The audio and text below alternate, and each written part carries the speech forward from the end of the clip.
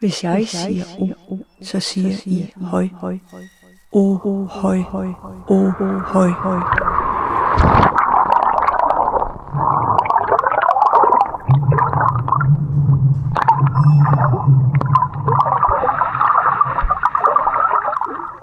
Den sidste hyre O havde var i 1981 på et kabelskib, der var på vej fra Newfoundland til Kap Farvel ved Grønlands sydspids. Et sted med urolig vand.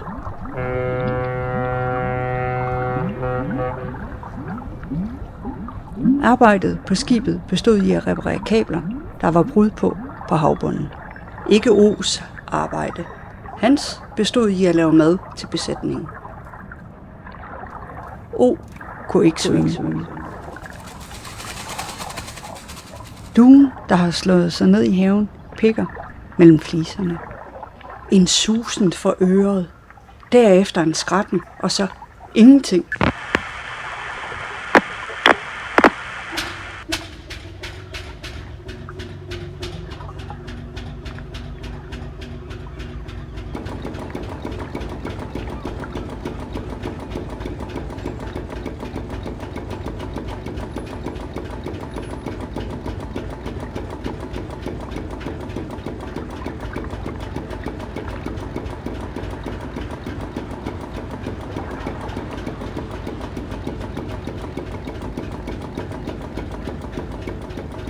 Når man var på havet og skulle kommunikere med fastlandet, var det en god idé ikke at snakke om noget hemmeligt. Disse samtaler, de skulle foregå via luftpost. Hvis jeg siger kon, så siger I kyle, kon, kyle, kon, kyle. De står der på kommoden og signalerer udsyn. Nok som sådan cirka i altid, i hvert fald lige så længe man har kunnet sejle ud, langt væk, og komme hjem igen, været en genstand, man kunne prale med. Et tegn på at være verdensborger. En verdensmand, som det hed engang. Ja, nogle steder er begrebet verdensmand mere positiv end andre steder. En verdensmand kan skam være en, som andre i visse hjem på visse egne synes skal trække pipen lidt ind. En blærerøv. Hvis jeg siger blære, så siger jeg røv, blære, røv, blære, røv. Men i andre hjem kan det være noget af det ypperste at have oplevet og måske endda forståelse for fremmede kulturer. Fra fremmede himmelstrøg hørte man historier om forvekslinger mellem krokodiller og træstammer. Er der nogen på linjen? Medmindre man havde hang til at hænge ud på bibliotekerne og læse bøger og tegneserier om sådan nogle fortællinger. Men biblioteker for masserne er jo altså sådan en nyere ting på de her breddegrader. I hvert fald nyere end det at sejle ud om på den anden side af jordkloden og derefter hjemme berette om det oplevede. Begge fænomener, at være berejst eller belæst, kan handle om det samme. At være nysgerrig og blive draget ud og måske væk fra sit trygge ståsted og gå på opdagelse i det fremmede. Det kan også være en flugt at stikke af for noget eller nogen.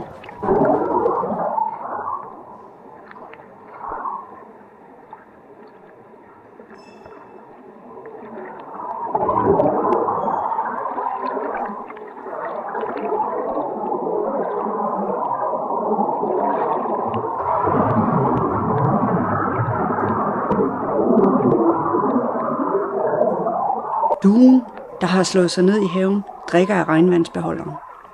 En spand. En rejse om på den anden side af jordkloden til søs er noget af en langsom forbindelse.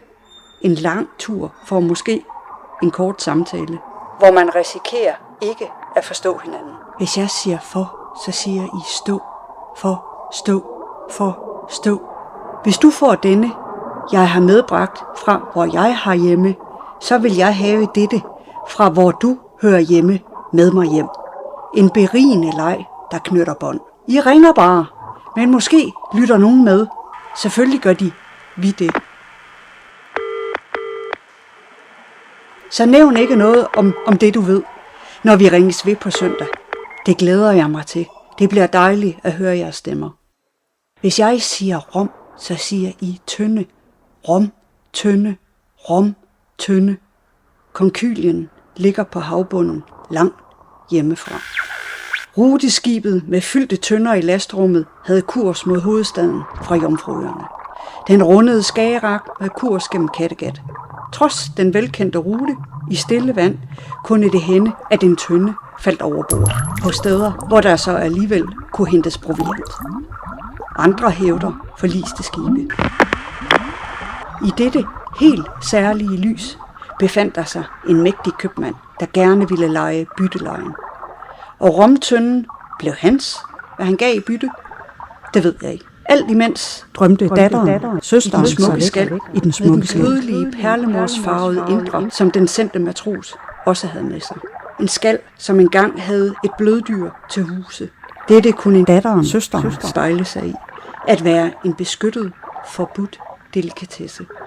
Hvis jeg siger blød, så siger I dyr, blød, dyr, blød, dyr. Skyggerne i det særlige lys ligger nu for anker i kystnære område og vil handle, true, skabe frygt, handle, helst sælge, samtidig med at være frygtindgydende og overtage hele verden. Så reagerer købmanden. En aftale er en aftale. Sort på hvidt. På havets bund, hvor de har snoet sig siden midt 1800-tallet, som blodårer, der forbinder indre organer. Hvert landstykke er en organisme, der har forgrenet sig i al evighed. Men der er hul på årene, og de gode samtaler, der bliver transporteret, fosser ud. Der sendes et mandskab derud på søen for at lappe hullet. Hullet, hvor alt siver ud fra, og skaber et uroligt hav.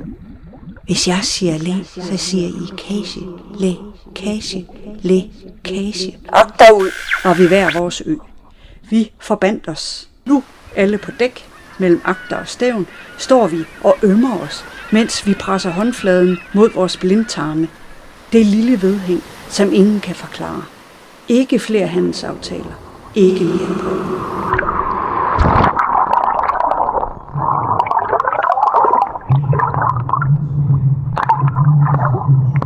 To sommerfugle i det lille drivhus i haven basker om kap med vingerne. Oppe i hjørnet, længst væk fra døråbningen. Glashuset står det meste af dagen i skyggen. Jeg byggede det, før bladene var foldet ud på kuleakaciet. I havnebyen står konkylierne der på kommoden i et bevaret kunstnerhjem med udsyn, kontakter og kulturel og økonomisk kapital. De står der blandt andre kostbare og eksotiske genstande, også langt hjemmefra. I hjemmet fra omkring 1900-tallet var der ofte besøg af andre ligesindede udefra, og til tider de lokale.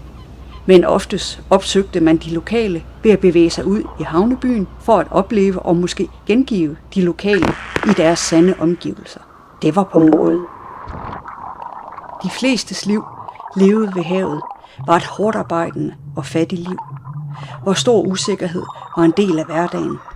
Når det krævede, var det til tider også et helmodigt liv, når nabomanden eller sønnen skulle reddes op fra det altomsluttende brusende hav i redningsbådene. Nogle gange lykkedes det, andre gange ikke.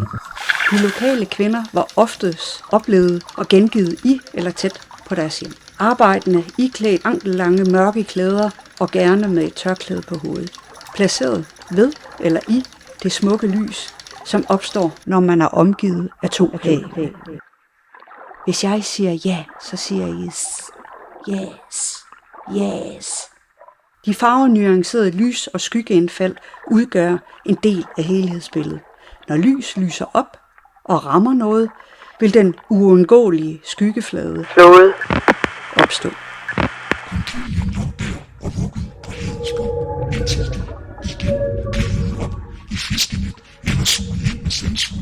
Tilbage i 80'ernes guldalder med udbygninger og optimeringer af kajanlæg i en brutalistisk stil, hvor funktion var i højsædet.